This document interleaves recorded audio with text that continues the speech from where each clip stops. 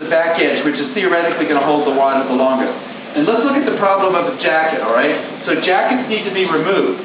So what we want to do, all right, what we want to do is turn to Jeff, who's got the scissors, or, oh, it's laminated? Well, slit it at the, unless we want to just not deal with it. What happened? So they already cut it, right? And they stuck it down with a plastic tape, essentially. Do you want to, Can you just cut it? You could, yeah. All right, who's got jackets then? Who's got wet books? Come over here with your wet books. I've got a jacket. All right, so let's get the jackets removed. Can you peel it off or not? How's it stuck down? Yeah, that'll just, if you just go like that. And notice it causes damage because of the way it was applied, but that's the way it's going to be. So we're going to deal with manuscript. Oh wow. This one's wet. We're going to deal. Hey, wait a minute. Wait. You got to keep it quiet or we're going to get roaring loud and we're not going to talk together. So come over here. I'm not, let's come and see what's going on here so that we don't have to lose the information. So Zach has got a manuscript, right? Zach's book had stuff inside of it and the ink ran, right? Yep. So we're gonna deal with Zach's jacket and his manuscript material I think we could take it out. Are we gonna take it to a different place? We can set that up right here. All right, we'll do it right here then. What we need to do though is bring some Hollytext and some. Okay, so Jeff's gonna set us up here. So if you have a wet book, position the book so it's facing the fan and go for some compression because you want to think about how many books got wet. 100, 200, 400, and it's a surface question, surface-based question. What can you actually deal with? And you can open them up, and we've got these boxes of vellum binding combs. So the wider it's open. Yes, this is this. I was like, oh, I know. We're like, what are those? I've never seen them. So do you remember vellum binding as a technique? Yeah. The way it worked was they drilled holes in the back edge of the paper. You put the comb in, and you put it back in, and it burns off the end of the comb, and it's a binding system. So you can end up with a box full of combs. So open these up as wide as possible. Great. You can do it on the bottom or on the top, whatever's easiest for you. And you don't need to do it that way. Yeah, open it wide up. Wide as you can get it. Yeah, exactly. And then just put, and sometimes it helps to have two people because you can spread stuff out. Good. Oops, sorry. Okay. Do you have journals? They're really heavy. Would you just cut the shorts off and take them out or dry them, or is there Okay, let's go to the next. So we have a question. What do we do with journals if they're really heavy? I have to say in general, they're totally soaked. Yeah, if they're totally soaked. In general, what you got with a journal may be coated stock. All right, and so you may want to think, I'm freezing that one. I've got too many to deal with today, and we're going to have to deal with that separately. Yeah. Red dye? Okay, so we got red dye, right? Okay. So someone wants to fan that out. It'd be nice to prevent the red dye from getting on all around. Yeah, so, and facing the fans, we'll turn the fans on in a minute. With these jackets, what we want to do is separate the plastic. The plastic is garbage, right? The jacket is the baby in the bathwater. The jacket we keep, the plastic we dump. So we tear out the jacket. So this one here, right, open up the jacket. We got that one open. And Jeff is going to, so we're going to remove this, and we want to be careful because if it's really gotten wet, it may be wanting to stick in there, so we want to peel it out. It's nice to have a garbage can in the mix. Oh, good. Okay, I'm going to hand it to you. You're in charge of that now. It's your problem. We'll come over here with this, though. So let's create a pile. And so what we got is Hollytext. So the idea of the pile is we've got a blotter to absorb moisture, Hollytext to prevent sticking.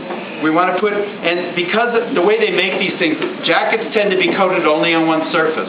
So we want to minimize the Hollytext. We're going to need longer because it doesn't reach. Yeah, if you stick this down, if it's an adhesive on the coating, if it sticks on the blotter, it'll stick to it.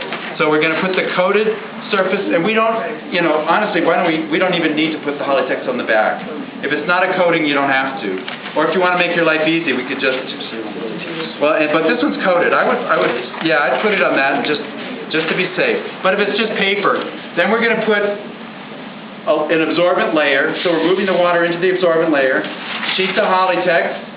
Notice how there's stations, right? If you had 100 books and some have jackets, you start to sort out the jackets. You get somebody applying, building the stack, and like that. Questions? And let's deal with Zach's manuscript while we're dealing with his jacket. So let's first deal with the jacket. Just get it out of your hands. So interestingly, he had a manuscript that ran. All right. So some manuscript inks are going to run.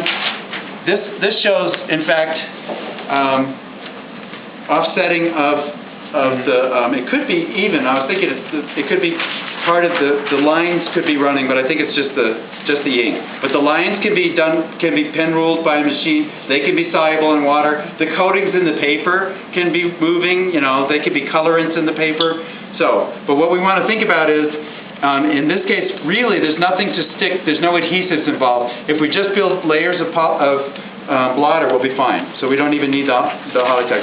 So we can just save it back. We'll put these here. We want to, because this thing is curling under like that, it's just easier to kind of put it there. Will this offset onto the blotter?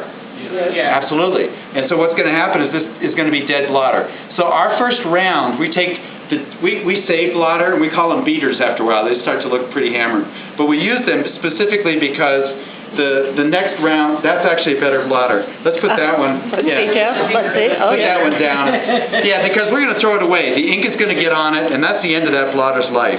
So we use them for the first round of drying. Then in 2 hours we can trade out the blotter and put in better quality, so it's going to dry flatter. At the end of the game, if it's between flat blotters, it'll dry very nicely. Andy, is there ever a situation where if you have this on your blotter, that it will transfer? Yes, the issue is if it moved once, it's movable. Once it can move, you got to throw away the blotter, or you'll put something else later that's wet, and the ink will reactivate and move into that. So once we created our pile, did we get all the jackets out? We got one more jacket. So we want to be careful. This one's been basically laminated with a tape. So it's kind of weird, but it's wet on the paper side. It's still brewing. Oh, is it still? Okay, well, let's peel it out of there. Yeah. Oh, good. I know the answer a little bit to this, but I just think it's so interesting. Why are you giving so much attention to the jackets? So we're a research library that committed to the idea of saving book jackets years ago, when I finally figured out from going to the public library that the book I had in my hand had 60 circulations, and I was rebinding books after 6 to 10. Right? Rebinding them. And it dawned on me, if they can get 60 at the public library, where they fall into book drops and everything else, saving the book jacket and putting plastic around it is a tremendously sound preservation move. It takes energy, but that's the only preservation thing the public library does. And it really does stretch the life of the material. So we save book jackets on a normal day, put them in the collection. If the book gets worn enough, and generally they don't need rebinding because we're doing this. But when they do get rebound, we can take the jacket off. The book will get rebound. We'll put it back on when it comes back. So we save jackets, yeah. So the reason is, if it is a rarer item and you want to sell it, it's worth more if it's in its original jacket. Well, Randy, you're not selling it. I have a little business at night,